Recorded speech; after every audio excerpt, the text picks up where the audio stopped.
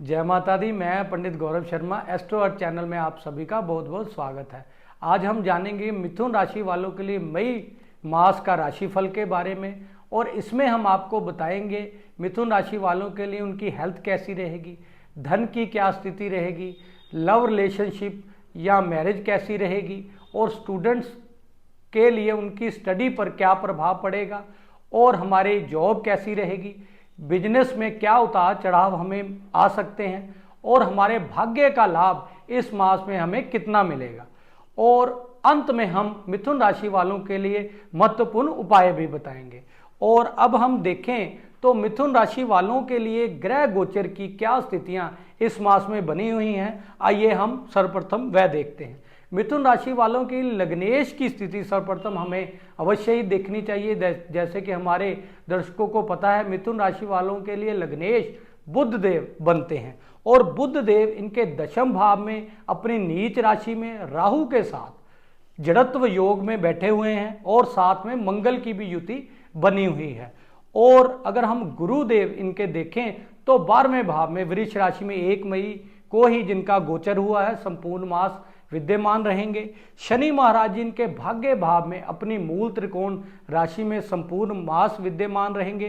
केतु इनके चौथे भाव में कन्या राशि से संचरण संपूर्ण मास कर रहे हैं, और उच्च के सूर्य इनके 11वें भाव में शुक्र के साथ रहेंगे। यह गोचर की स्थिति बनी हुई है, और मिथुन राशि वालों के लिए इसलिए भी यह मास खास रहेगा। 3 ग्रहों का राशि परिवर्तन होगा। सर्वप्रथम सूर्य का 14 मई को अपनी उच्च राशि में से वृष राशि में गुरु के साथ सानिध्य बनाएंगे।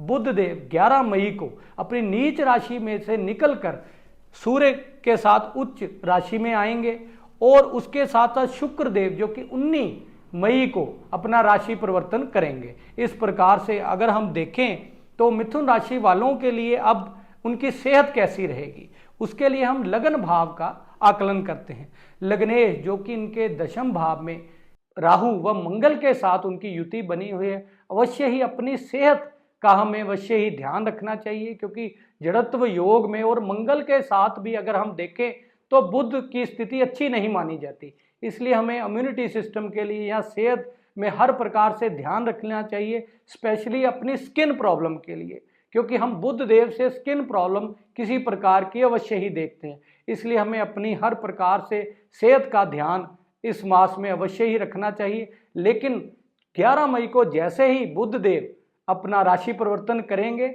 हमें हर प्रकार से अच्छी सेहत की प्राप्ति होगी। और अब हम देखें तो धन की क्या स्थिति रहेगी इस मास में। धनेश जो कि चंद्रदेव मिथुन राशि वालों के लिए बनते हैं, जो कि 2.5 दिन में ही अपना राशि परिवर्तन करते हैं। और अगर हम धन भाव पर देखें तो किसी भी ग्रह क्रूर ग्रह की दृष्टि नहीं पड़ रही, इसलिए अवश्य ही हमें धन की किसी भी प्रकार से लाभ की स्थिति बनी रहेगी, और हर प्रकार से धन हमें प्राप्त होता रहेगा।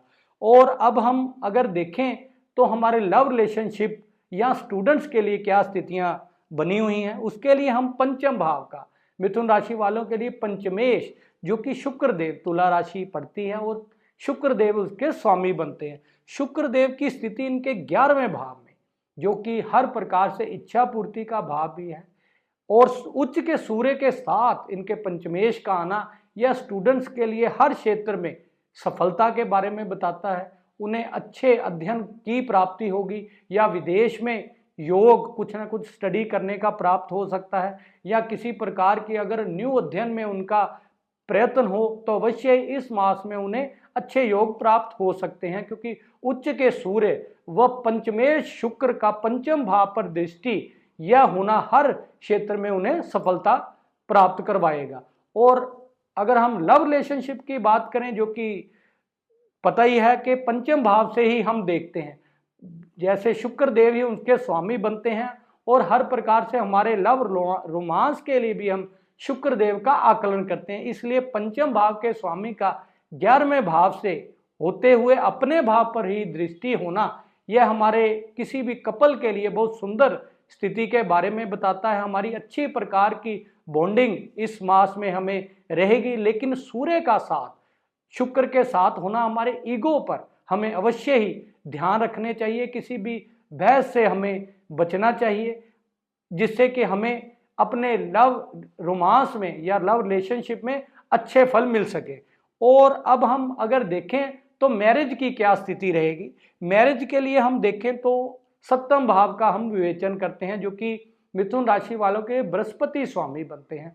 बृहस्पति का 12वें भाव से गोचर, जो कि वृष राशि में 1 मई को ही होगा, यह स्थिति बताता है कि हमारे मैरिज के सुखों में कहीं ना कहीं कुछ प्रॉब्लम के योग बनते हैं, क्योंकि 12वां भाव वह स्थान भी माना जाता है। इसलिए हमें अपने मैरिज पार्टनर से अच्छे संबंध बना के रखने चाहिए। और कहीं ना कहीं उसके साथ साथ ये हो सकता है कि मैरिज पार्टनर से हमें कहीं ना कहीं विदेश जाने का योग या घूमने फिरने का योग अवश्य ही हमें मिल सकता है।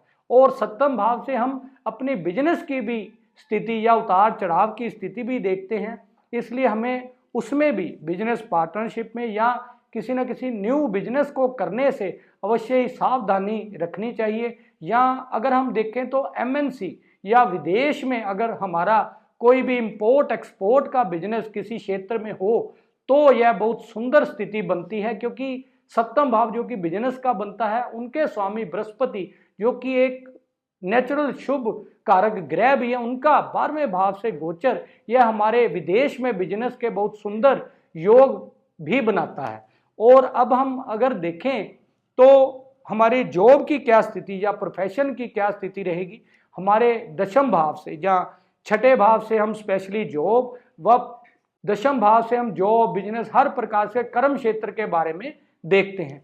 इस मास में बुध की स्थिति जो कि मंगल व राहु के साथ दशम भाव में बनने से अवश्य ही हमें हर क्षेत्र में सफलता तो निश्चित प्राप्त होगी, लेकिन कहीं ना कहीं हमारा मन डाइवर्ट होगा, क्योंकि राहु के साथ जड़त्व योग भी है और मंगल के साथ भी बुध की बहुत अच्छी बॉन्डिंग नहीं बनती या अच्छी स्थिति नहीं बनती। इसलिए हमें किसी भी कार्य को करने से अवश्य ही सावधानी अवश्य ही बरतनी चाहिए। और अगर हमारा किसी न किसी रूप से जॉब चेंजिंग का किसी न किसी रूप से कार्यरत हो तो हमें अच्छे प्रकार से देख के ही जॉब चेंज करनी चाहिए और हर क्षेत्र में हमें देख के करना चाहिए।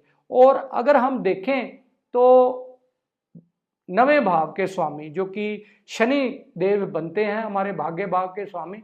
भाग्य भाव के स्वामी का भाग्य भाव में अपनी ही मूल त्रिकोण राशि से संचरण संपूर्ण मास रहने से हमें इस मास में भाग्य का बहुत अच्छा लाभ मिल सकता है और हर क्षेत्र में हमें प्रगति प्राप्त अवश्य ही होगी।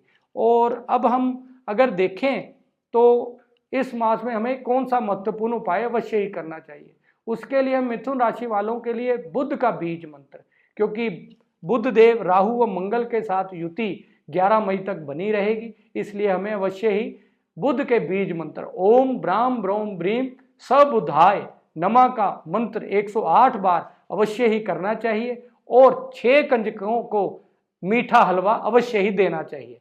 जय माता दी।